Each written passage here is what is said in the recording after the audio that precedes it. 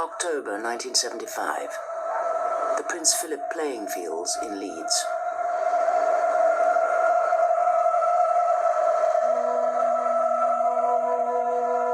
The first victim of the Yorkshire Ripper died within sight of the home she shared with her 4 young children.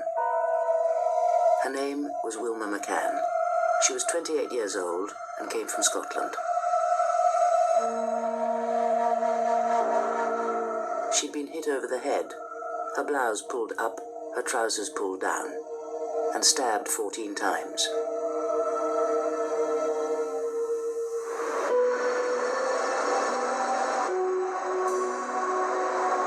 January 1976, 3 months later. Another Leeds woman got into a car with a man who said he wanted to pay her for sex. He drove her to an industrial wasteland, now buried beneath the inner city motorway. Her name was Emily Jackson. She was a married woman of 42 and a mother of 3 children. This time, the killer left a single clue, a boot print on Mrs. Jackson's leg. As West Yorkshire police launched a second murder hunt, newspapers were already calling the killer Jack the Ripper.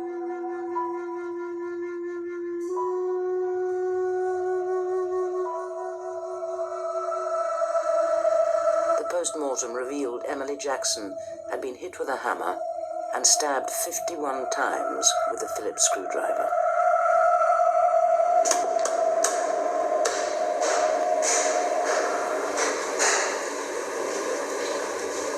Michael Green has just retired as Professor of Forensic Pathology at Sheffield University. As deputy to the Home Office pathologist David G., he was involved in the hunt for the Yorkshire Ripper from the outset and helped identify the weapons the killer used. Well, these are all of them ordinary tools that one will find around the house, but on examination of the injuries at first, no clear pattern emerged. Subsequently, of course, it became obvious that a pattern was emerging of 2 or 3 heavy blows, usually to the back of the head, curved lacerations through the skin, round depressed fracture underneath it, would produce quite severe brain damage, immediate unconsciousness, and death will occur fairly shortly afterwards. And so the hammer rapidly became a trademark. The dead women were both prostitutes. As their confidential telex made clear, West Yorkshire police made the obvious deduction. Motive appears to be hatred of prostitutes. It meant they discounted assaults on women who were not prostitutes. Women who'd already given photo-fit descriptions of a bearded attacker. Wakefield, 1972. Bradford, 1975. Keighley, 1975. And then Leeds, 1976. A photo fit from Marcella Claxton. 4 months after the second murder, Marcella Claxton came out of a party in Leeds and got into a car with a stranger.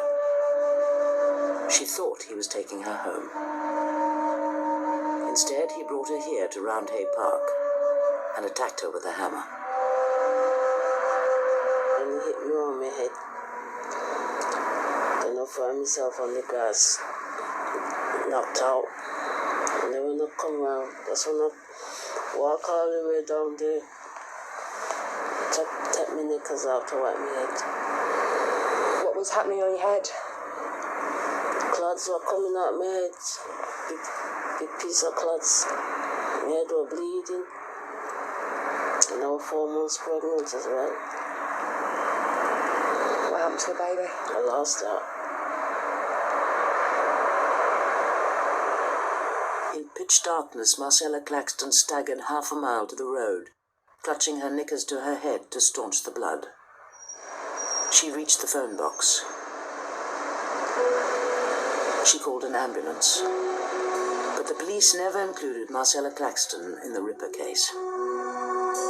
They discounted her photo fit because she wasn't a prostitute and hadn't been attacked with a knife.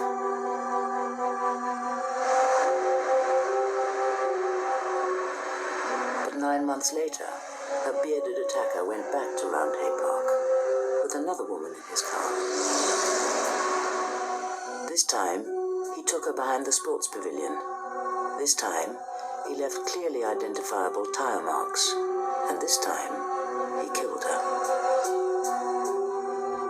Her name was Irene Richardson. She was 28, recently separated from her husband and 3 children. She'd been hit on the head 3 times with a hammer, stabbed brutally in the stomach, neck, and throat. Police uncovered a macabre new twist. The killer had arranged his victim's body, unzipped her knee-length boots and laid them carefully, neatly, over the back of her thighs. These were not frenzied attacks. This was the sort of man who thought about what he had done, planned his attack carefully, and then was concerned to arrange everything about the body to have the maximum shock impact upon whoever came upon the scene first and those who came afterwards.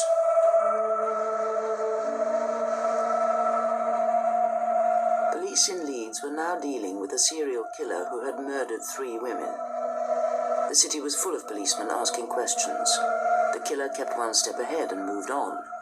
8 miles to Bradford. Okay, sorry.